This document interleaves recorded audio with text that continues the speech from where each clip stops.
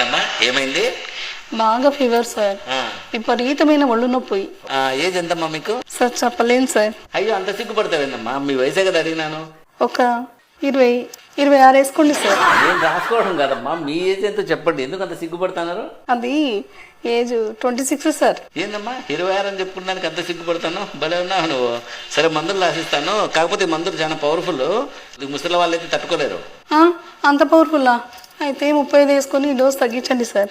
సర్లే, ఇప్పుడు డోస్ తగ్గిస్తాను. కానీ ఈ డోస్ కూడా 40 ఏళ్ళ లోపల తట్టుకుంటారు, వయసు అయిపోయిన వాళ్ళు తట్టుకోలేరు. ఇప్పుడన్నా కరెక్ట్ చెప్పు, 35 కదా నీకు? ఎందుకు సార్ అంత పవర్ఫుల్ మందులు?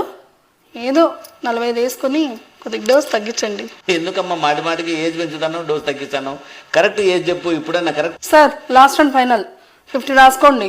ఇంకా అంతకంటే పెంచలేను. రాసిస్తే రాసేయండి, మందులు లేకపోతే లేదు. ఏందమ్మా 50 ఏళ్ళ 26 అని చెప్పి బేరం మొదలు పెడితే భలే ఉన్నావు. వయసు రాయకండి.